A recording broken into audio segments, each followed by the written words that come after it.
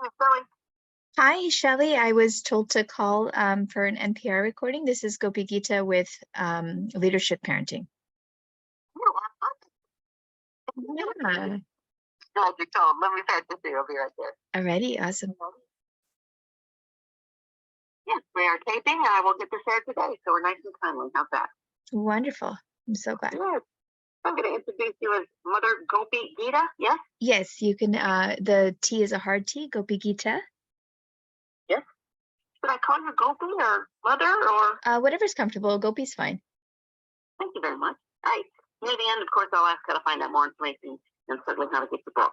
Awesome. Okay. Thank you. Perfect. You're welcome. Here we go. 3, 2, 1. Mother Gopi Gita on the line, a transformative book to discuss leadership parenting. Empower your child's social success. Yes, we are constantly seeking out valuable resources that can make a real difference in the lives of individuals and families. And of course, the unique blend of classic principles, guidance, and a focus on empowering children's social success is in the work by you. So, Mother Gopi Gita, good morning to you. Good morning, Shelley. So nice to be here with you. Yes, I'm glad to share a bit of your story and, of course, your leadership principles and more. I know you grew up in temples in America, and you practice a specific kind of yoga since childhood. What is this? Yes, this is Bhakti Yoga, and it's really interesting because I actually grew up right there in Michigan near the Fisher Mansion. Oh, nice.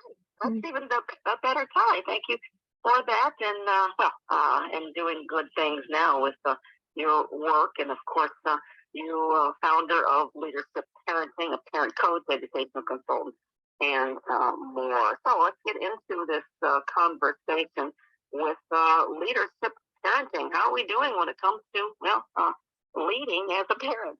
Yes, parents in leadership, they find it really difficult to continue their spaces of high productivity and healthy relationships when their children are struggling in those areas.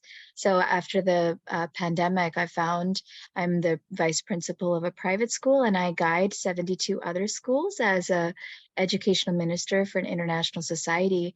And we found such an incredible problem with children having social conflicts. All that social distancing really affected the kids when, in their 3 to 5 stage. For even teenagers, social distancing really made them distanced with their peers. We saw it on the playgrounds, we saw it in the classrooms, we saw it with their friendships. So that's how the book was born, to solve that. Let's talk about what we find in the book again, leadership parenting. Talk about some principles. Parenting leadership principles, where you do draw from at least a couple of 2.5 decades. Why don't we start here with these and meeting some basic needs?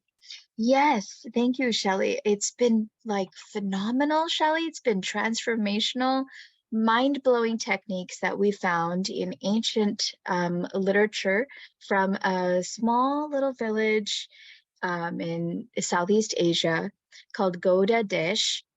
And they identify 3 core needs of an individual. This environment, this little town, was where kings and queens were nurtured. And they found that the way their philosophy was based is that every single individual is a leader. If you're able to meet these 3 core needs of yourself and your child, then both together can step into your own sense of purpose. And when you know, and when your child knows what they're meant to do in life, what their mark will be on the world, or gets inklings of that even at 7 and 8, then they can understand the needs of others.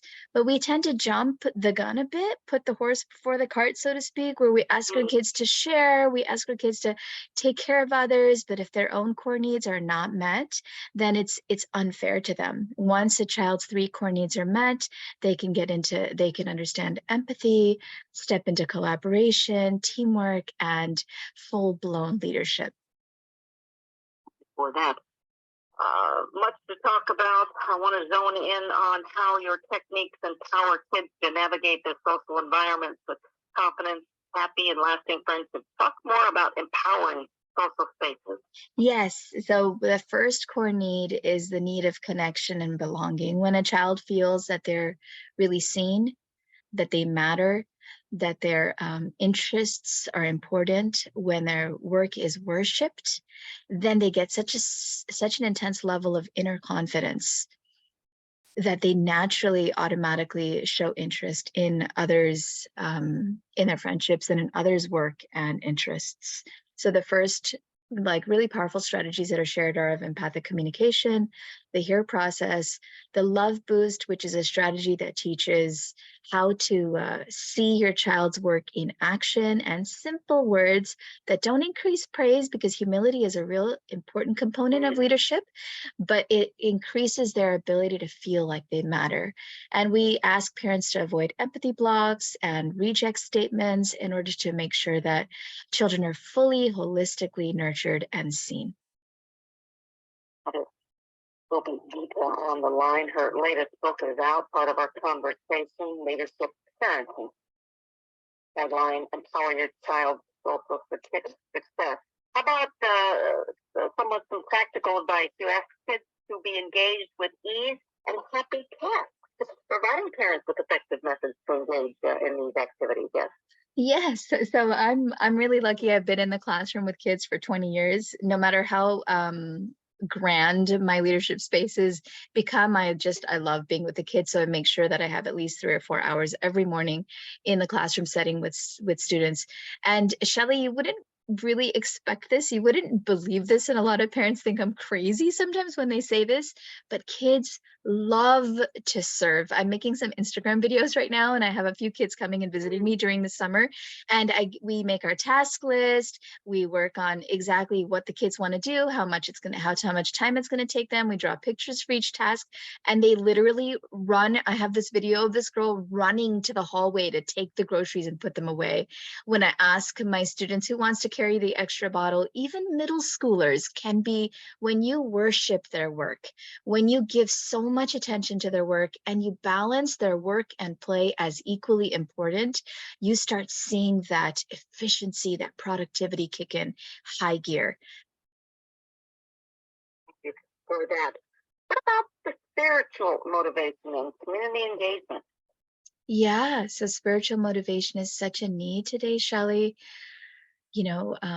Society tends to lean towards materialism and wanting more, desiring more, lack of satisfaction, not knowing what, aimless teenagers, aimless, kids in their 20s and even 30s, and even us at certain times in our life can feel like, what is the point of it all? So this process is based in ancient classic bhakti principles. There are two saints that were responsible for creating a community focused on the children. Because as you know, all of adult quandaries and problems and conflicts stem in childhood, whether it be that your mom didn't pick you up on time for after school and you remember like an hour of waiting, that could affect you later on, where you have a feeling of abandonment, or even deeper, sexual abuse, emotional abuse, physical abuse. And so the saints guide us to nurture adults and children from the very beginning using mantra meditation techniques. Mantra are like spiritual affirmations. I am worthy, I am seen. And these mantras are spoken in the ancient Sanskrit language and have some real intense power through the process of sound, transcendental sound. Out of time, but not out of time to continue our read, Leadership Parenting. How do we find out more information? Yeah, go to gopigita.com, GOPIGITA.com, and check out TikTok and Instagram as well. Keep up the good work. You as a parent, educator, and much, much more. Mother Gopi Gita, Leadership Parenting. Thank you. Thank you so much. Put that out today. Wonderful job. I love it. Thank you so much. Pretty cool. Alrighty, bye.